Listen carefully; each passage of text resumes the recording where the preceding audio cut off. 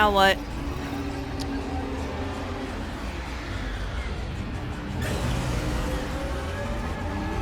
Oh! Oh, well, that's rather gooey if I do say so myself. Alright. What is that? Credits. Anything? Did it leave anything? Probably not. Okay. It's been so long since I've done that boss fight, I wasn't sure if I was gonna get it the first time around.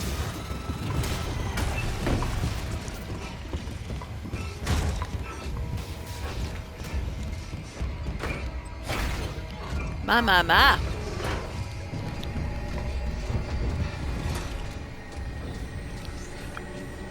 Alright. Dead Space is done. Hang on, let's turn this down a little bit, shall we? So we can talk. Yeah, okay. Now I said that, there's a train in the back. Alright, so we're gonna do I'm gonna give you an honest, like a for real review of this game. Okay. So, the first thing I have to say about this game is, oh my gosh, the Ishimura is freaking awesome. Absolutely awesome. I love the AI they attached to the ship. The ship always was its own character in these games. And now it's even more its own character. It's even more. I love the way the AI messes with you. Had some really good moments out of just that alone. It was fabulous. The sound design in this game, oh, mwah, mwah, mwah, mwah. The weapons still feel good. You know, I remember playing Dead Space 3, and then I get my plasma cutter and realize that it wasn't nearly as good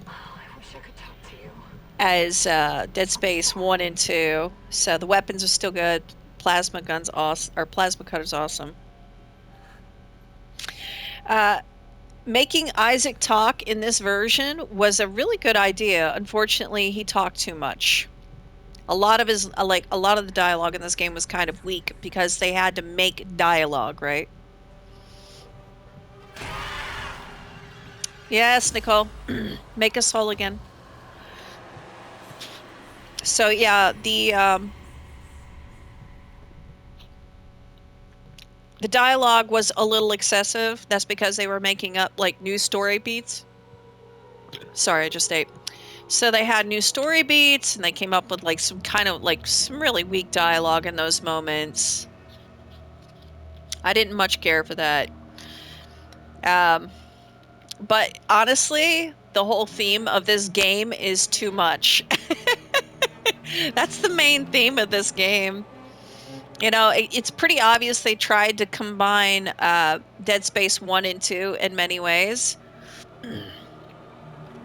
And because of that, I really feel like this particular game suffers because less really is more. And I love the way that the original game left you with more questions than answers. And you go back and replay the game and you try to pay more attention to see if you can glean any more clues from the environment and the world around you. In this game, none of that happens. None of that happens, okay? I'm not kidding you. Every time I turn around, there's a text log. There's an audio log to pick up. It's just very excessive. It's just a little too much. It's too much information. By the time the game's done, you are so overloaded with information that you're not even paying attention anymore. So the information that you get from the story being presented to you, some of it's meaningless because it wasn't delivered the way the original story was delivered to you over the course of 1 or 2 video games, along with movies and stuff. Another thing about audio logs, there was no reason to have that many audio logs. I picked up quite a few, and some of them really added nothing to the story. excessive talking is all it was. There was this audio log that I picked up when I was down in the mining area, and this dude basically had barricaded himself into this room, and he decided to sever all of his limbs, so if they went to reanimate his body, he wouldn't be that dangerous. And you sit there for about 2 minutes listening to this guy screaming into the recording, ah, you know, fuck, ah, fuck, ah, and you had to listen to every bit of it. It was so obnoxious. I started laughing because it was funny. It was funny. But yeah, I mean, the audio logs in this game that and some of the cutscenes remind me of playing a video game where the character doesn't shut up and doesn't give you time to think for yourself. I had that happen to me in Hogwarts. It has happened in Horizon Zero Dawn, not as bad, but I refused to touch Forbidden West because I saw the raw footage. I saw how much Aloy talks. And how in the world am I supposed to enjoy myself when every time I'm doing something, the character won't shut up, or you're picking up an audio log that makes you sit there and listen to everything, and some of it just does, it means nothing. It really doesn't add to the story at all. It's just dumping. Um, because the audio logs, yes, I have a list of things I'm talking about here. The audio logs in the original game were so spare. They were so sparse. Like, oh, you get excited when you'd find an audio log, and it really added something to the story. But there's so many in this game. Like, some of them add depth, and others are just some guy screaming while he's cutting off his own limbs. It's kind of sad. They think it adds more immersion to the game. It doesn't. It really frickin' doesn't. Let's see here. Next on my list. Yeah, there was that text. All right, let's see here. Yeah, so there. Oh, cool. All right, can we just go back to the main screen? All right, cool. So yeah, there was an audio text or a text that I picked up, and it was like the subject of the text was a person that was referred to as a they them. You know, that's modern gaming sort of creeping in. I mean, it's one of those things they think the player wants and nobody asked for it, right? It's just there to satisfy the Twitter babies and the Twitter activists, am I right? Um, weapon and suit upgrades hidden throughout the world. It was a cool idea, but it still was a put off for me. I worked through my aggravation with it. I said, oh, maybe it's not a bad thing. It kind of gets you out there exploring a little more than you would normally have to, but it did nothing for me. I would have rather all those trees be unlocked because it what happens toward the end of the game is you spend so much freaking time exploring. Toward the end, I really felt like the game was wearing out its welcome. Really. And I hate to say that, but it was. It was wearing out its welcome there toward the end. I started making like some really stupid, rushed decisions, like you saw in the boss fight, where I'm just like, I'm just trying to get this over with because I want this game over. And the original didn't feel that way, and that's because the original didn't drag the experience out. So I'm not crazy about that. The and another thing about the exploration, I praise the AI in this game, right, for throwing stuff at you. In a game that expects you to voluntarily re-explore areas, looking for one thing or two things, or coming across a storeroom you missed the first time, and you get in there and there's some stuff, but then you have to fight your way back to the tram station, and you just pissed away a bunch of resources. So exploration was just not that interesting. The side quests were not that interesting. I tried to get into a couple side quests. All it had me do was chasing down holograms to, well, dump more exposition on me. in a game that is bloated with exposition. So halfway through my curiosity, I stopped fooling with the side quest. There was this one where you got to find different rigs throughout the world in order to get a certain security clearance, and that just screamed padding. And I'm like, I like the. There's nothing in that storage room over there that's going to make me retread a bunch of old ground, piss away a bunch of credits, trying to get ammo every time. I'm finding myself in a pickle all because I'm looking for stuff that I would never have had to look for in the original game. So yeah, side quests in the game are so lazy. I mean, there's really nothing to it. Why even bother putting side quests like that in a video game? Because of padding, because they want to drag it out. That's why. Oh my gosh, the overuse of the hunter in this game and the worm that drags you. They did it a lot in a very Dead Space 3 kind of way. I remember in Dead Space, the hunters in that game were so annoying.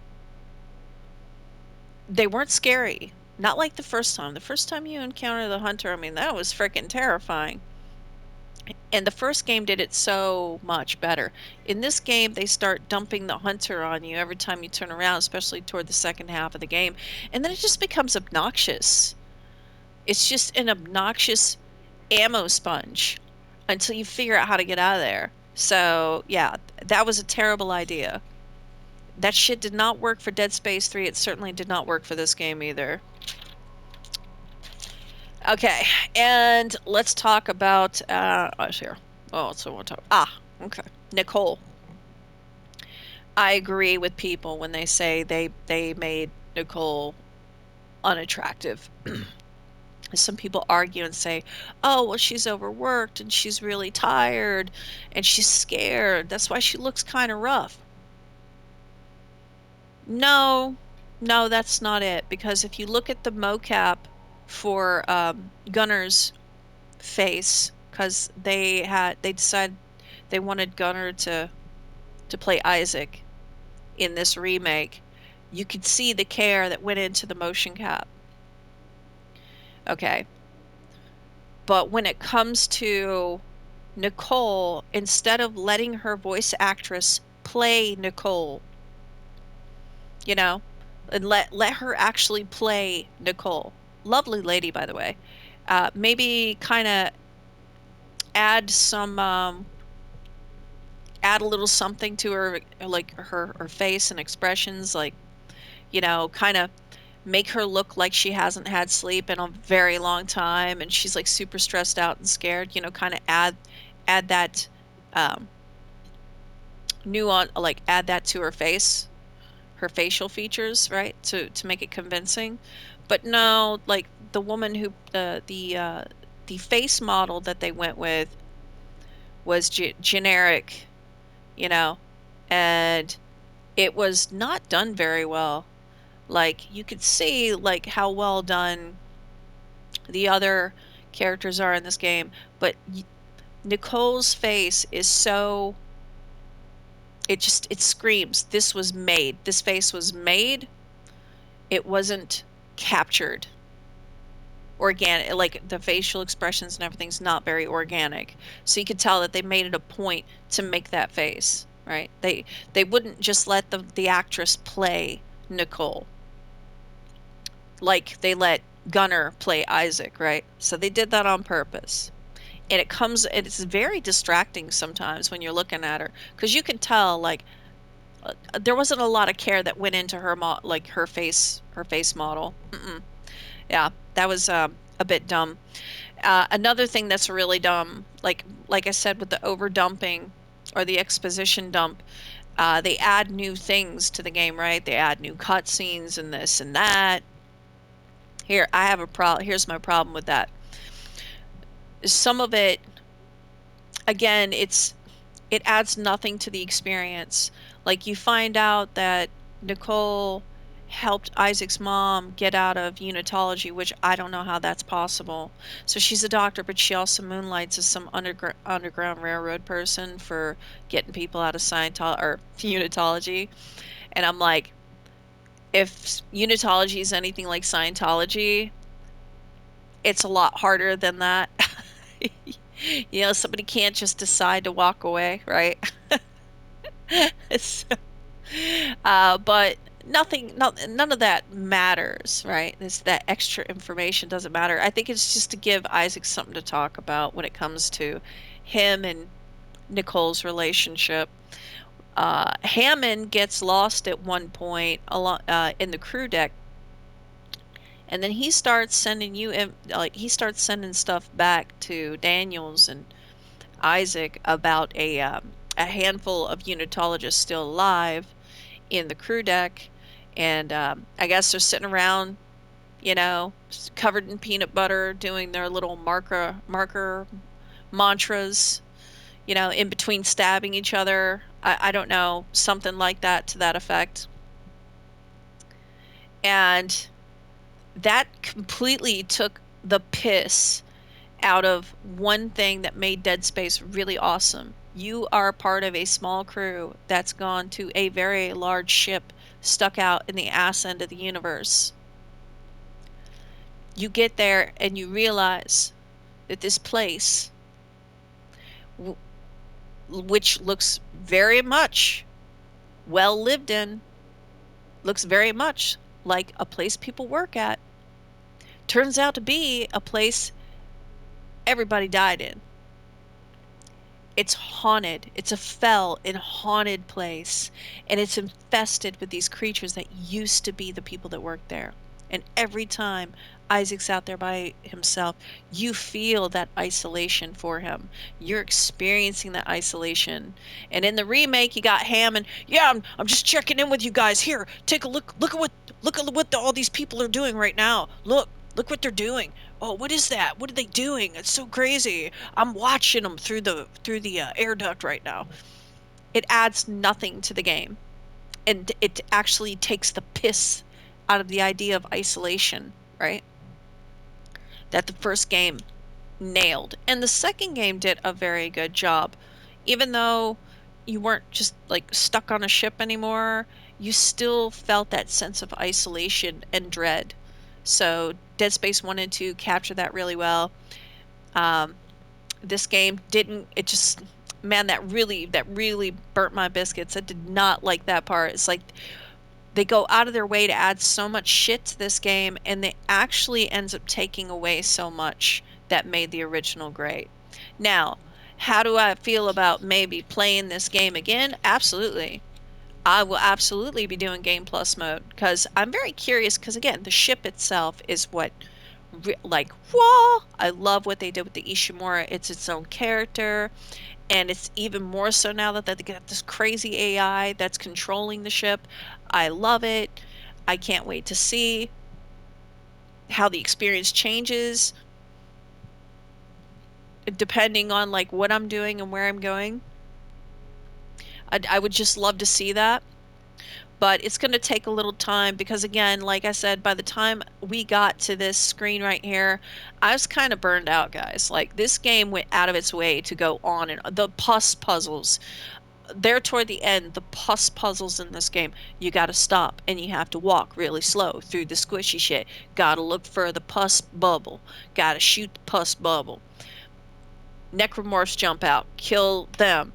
Go find the other pus bubble because you know that all the squishy pussy shit is not going to go away until you find the pus puzzle pieces. And it did it way too much toward the end. I was just getting so exhausted by the stupid pus puzzles in this game.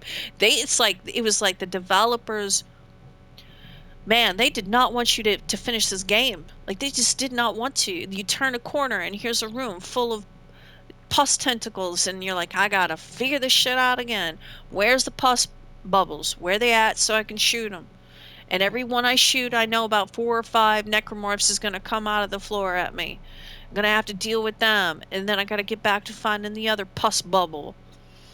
So as much as I enjoyed the game, it probably will be a while before I jump back into Game Plus mode. Cause yeah, they burned me the fuck out. Oh, you're 5 minutes later, Nicole's yelling out, "Hurry, Isaac! We must hurry!" And here, poor Isaac is just trudging through this mushy shit, and I'm looking around for these stupid pus bubbles. It's so obnoxious. That was a lot of pus. But anyway, yeah. Do I recommend Dead Space remake? Absolutely. Especially if you've never played the original games. If you've never played the original games, this is going to impress you. If you have played the original games and you are a devotee to that universe like I am, and you're an absolute nut who has all the books, the comic books, the movies, the games, it's going to probably put a little bit of a bad taste in your mouth if you're honest with yourself, if you're genuinely honest with yourself, like I had to be honest with myself. I really enjoyed my time. It's a great Dead Space game, but it is far from the definitive Dead Space experience. It really is. It drags on way too much. It's bloated with extra content that adds nothing to the experience. Extra brand new cutscenes that feel very forced. They don't flow at all as well as like cutscenes from the original three. You know what I mean? And then the overuse of certain things just kind of made it a little obnoxious, you know? So they were trying to make it a longer experience, and boy, did they fucking ever. Yeah, you did. Anyway, so yeah, that is my official review for Dead Space remake. Uh, yeah, because I mean, I remember in the original game, like the first time I finished it, I could not wait to hit that new game plus. I was like, not even 3 minutes after I got back to this screen, I was already in new game plus. I just wanted to do it over again. This game, I need a vacation before before I come back to the Ishimura, guys. Anyway, you all have a happy Halloween and a merry Samhain. And hopefully, in the next couple days, Dead Island 2's new DLC is going to drop. I'm so excited. Oh, yeah. So, anyway, this has been kind of a treat, but kind of not a treat. I do recommend it, but I wouldn't blame you if you waited for it to like go on sale for like $20. Well, that's all I got for now. You all take care of yourself, and I'll catch you on the flip side. Holy Toledo. Oh, I thought this shit was never gonna end.